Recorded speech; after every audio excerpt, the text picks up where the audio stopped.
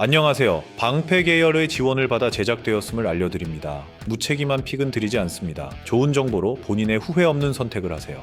대구한국가스공사 수원 KT 원정에서 패하고 홈으로 돌아왔습니다. 니콜슨이 32득점을 기록하긴 했지만 경기 막판 연달아 야투를 실패한 것이 아쉬웠습니다. 김낙현과 이대원이 같이 복귀한 경기였기에 차바위를 제외한 풀 전력으로 나서 승리를 노렸는데 원하는 결과를 얻지 못했습니다. 그래도 김낙현이 27분을 소화하며 몸 상태에 문제가 없음을 증명했기에 이 경기부터 반등을 노립니다.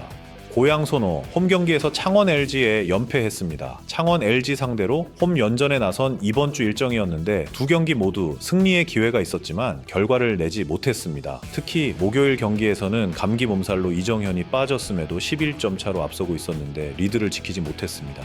그래도 오누아쿠가 내 외곽을 오가며 활약했고 김민욱과 김진유 등이 수비로 팀에 기여했습니다.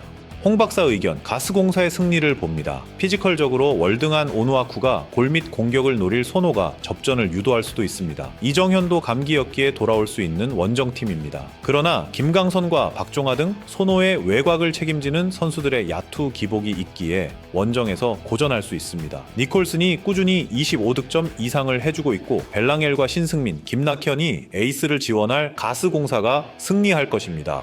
서울 SK 연패를 당하며 2위 경쟁에서 우위를 점하지 못하고 있습니다. 창원 LG와 수원 KT 등이 부상자가 나온 상황에서도 꾸준히 승수를 챙기는 것과 달리 어느 팀보다 큰 전력 누수를 이겨내지 못하고 있습니다. 허일영의 복귀가 다가온 건 다행이지만 김선영과 안영준 이 모두 빠진 타격이 큽니다. 오재현이 그 기간 스텝업했지만 그와 원희 외에는 공격 상황에서 적극성을 보이는 선수가 없습니다. 수원 KT 가스공사를 잡고 1위 원주 DB를 추격했습니다.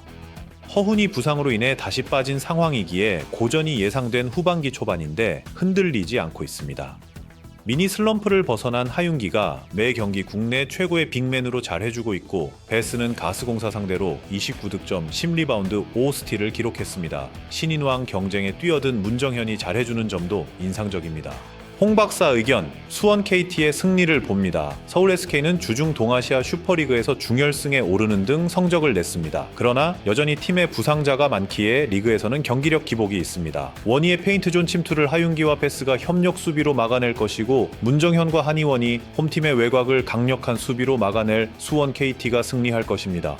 서울 삼성 지난 화요일 원주 DB 전에서 대패했습니다. 그로 인해 최근 상대한 팀들에게 모두 25점 차 이상으로 패하는 등 떨어진 경기력을 끌어올리지 못하고 있습니다. 코번이 원주 DB 상대로 야투율 85%로 25득점을 올리긴 했지만 이정현과 이원석, 이동엽 등이 여전히 부진하고 다른 선수들도 역할을 하지 못하고 있습니다. 감독 사임 이후 대행 체제로 가고 있는데 좀처럼 반등의 기미가 안 보입니다. 창원 LG, 고양소노 원정 연전을 모두 승리하고 2위로 올라섰습니다. 뒷경기 모두 쉽지 않은 내용이었지만 마무리가 좋았습니다. 국대 최종 엔트리에서 탈락한 양홍석이 팀 내 최다인 16점을 기록했고 유기상과 이재도 등이 벤치에서 나와 두 자릿수 득점에 성공했습니다. 마레이의 이탈 속에 새로 합류한 웨인, 빅맨 이바라는 데뷔전에서 13분 동안 9점으로 안정적인 경기를 했습니다.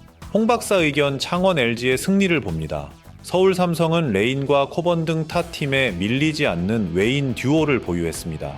그러나 이원석과 이정현, 김시래 등 국내 선수들이 역할을 전혀 하지 못하고 있습니다. 양홍석과 이관희, 이재도와 유기상을 비롯해 나오는 선수들이 모두 제 역할을 하고 있고 외곽에서 압도할 창원 LG가 승리할 것입니다.